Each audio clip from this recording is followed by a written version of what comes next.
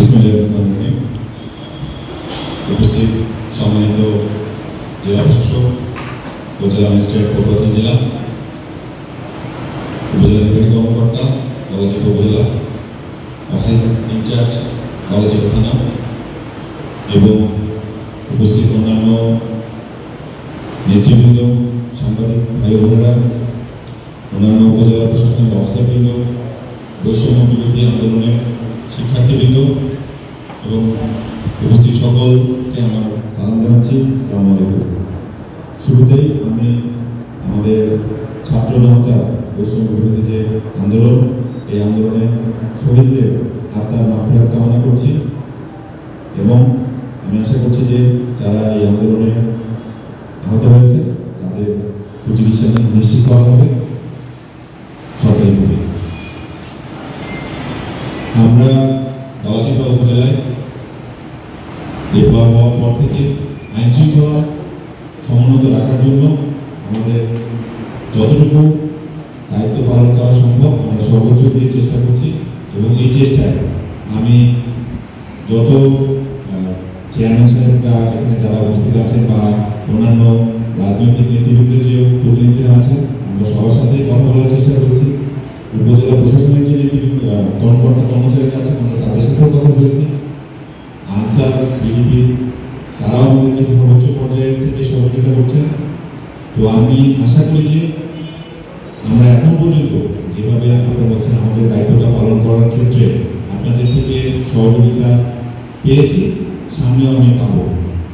বিশেষ করে আমাদের আজকে সন্ধ্যা থেকে আপনার শারদীয় দুর্গাপূজার উৎসবগুলো শুরু হচ্ছে। আমি অলরেডি আমাদের ক্যাম্প থেকে বা আমি নিজেও আমি অর্ধেকের বেশি পূজা মণ্ডপ নিজে যেতে পেরেছি। আর আমাদের যে 28টা পূজা মণ্ডপ আছে এখানে আমার পেট্রোল প্রতিদিন এবং রাত দুই সময়ে পূজা মণ্ডপগুলো ভিজিট করছে। আমরা জানি যে গত 6 তারিখ থেকে পূজা মণ্ডপগুলোতে আনসার সদস্যরা ডিউটি পালন করছে। এর পাশাপাশি যেগুলো একটু গুরুত্বপূর্ণ মনে হয়েছে আমাদের কাছে সেখানে পুলিশ সদস্যরা ডিউটি পালন করছে। আমি ইউনিয়নগুলোতে যখন ভিজিট করেছি তখন আমি দেখেছি যে ইউনিয়নের যারা দায়িত্বরত ব্যক্তিবর্গ আছেন তারা গ্রাম পুলিশদেরকেও বিভিন্ন পূজা মণ্ডপে দায়িত্ব পালন করার জন্য বলেছে এবং তারা দায়িত্ব পালন করছে। আমি আশা করি যে সহযোগিতা আমরা আপনাদের কাছ থেকে পাচ্ছি এই সহযোগিতা আমরা সবাই একে অপরকে দেওয়াটা অব্যাহত রাখবো। কারণ এটা আমরা সবাই জানি যে একটা উপজেলা হোক বা জেলা হোক কিংবা বিভাগ হোক বা দেশ হোক, এটা আসলে একটা আইন শৃঙ্খলা বজায় রাখার জন্য সকলের সহযোগিতা দরকার। এটা শুধুমাত্র একা সেনাবাহিনীর পক্ষে অথবা একা পুলিশ ফোর্সের পক্ষে বা একা উপজেলা প্রশাসনের পক্ষে নিয়ন্ত্রণ করাটা সক্ষম না। এখানে সকল জনপ্রতিনিধি সম্পৃক্ততা লাগে। এর সাথে সাথে আমাদের যারা ব্যক্তিবর্গরা যারা অবস্থান করছে তাদেরও সহযোগিতা হয়।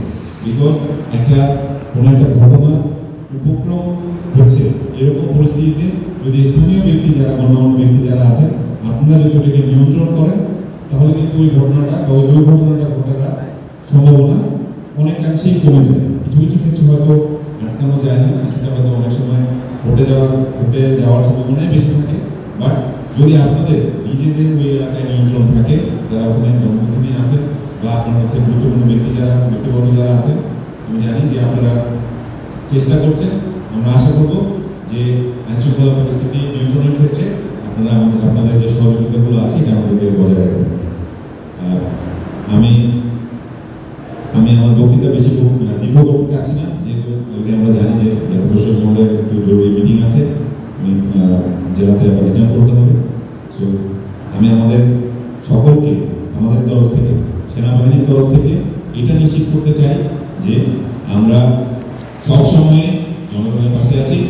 জনগণের সহায়তার জন্য, সর্বসাধারণের সহায়তার জন্য আমাদের সর্বোচ্চ যতটুকু করা সম্ভব আমরা অবশ্যই সেটা চেষ্টা করব। এই ক্ষেত্রে আপনারা আমাদেরকে সহযোগিতা করবেন। আমাদের কাম হচ্ছে আপনাদের সহযোগিতা, এটাই আমি সবার কাছে আশা করি। ধন্যবাদ।